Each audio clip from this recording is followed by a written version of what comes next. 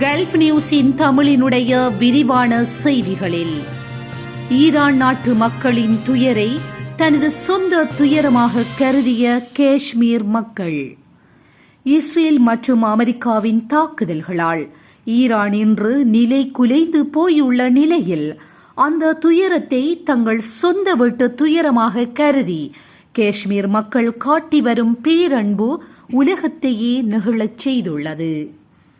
சின்ன ஈரான் என்று அழைக்கப்படும் காஷ்மீர் பள்ளத்தாக்கில் பாதிக்கப்பட்ட ஈரானிய மக்களுக்காக முன்னெடுக்கப்பட்டு வரும் நிதி சேகரிப்பு பிரச்சாரம் ஒரு வரலாற்று பதிவாக மாறி வருகின்றது. வறுமை கோட்டுக்கு கீழ் வாழும் குடும்பங்கள் கூட தங்களிடமிருந்த ஆடு மாடு போன்ற கால்நடைகளையும் வாழ்வாதாரமான உந்துருளிகளையும் ஈரானிய மக்களுக்காக தியாகம் செய்து வருகின்றனர்.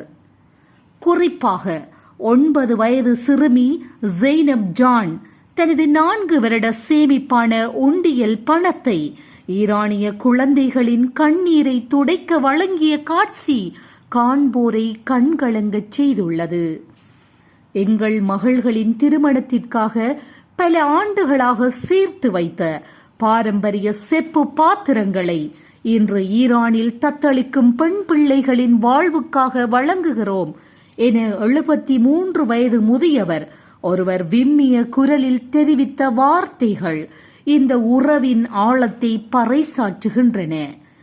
மனிதாபிமானமே முதன்மையானது என்பதை உணர்த்தும் வகையில் சட்டமன்ற உறுப்பினர் முன்தாசிர் மெஹதி தனது 1 மாத சம்பளத்தை இதற்கு வழங்கியுள்ளார்.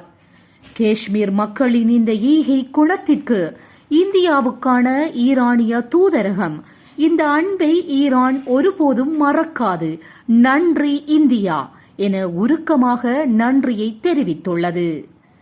மேலும் 14ஆம் நூற்றாண்டில் ஈரானிலிருந்து வந்த சூஃபி துறவி மீர் சையத் அலி ஹமதானி ஊட்டிய கலாசார மற்றும் ஆன்மீக பிணைப்பே இன்று இந்த போர் சூழலில் காஷ்மீர் மக்களை ஈரானின் உற்ற தோழனாக களமிறக்கியுள்ளது.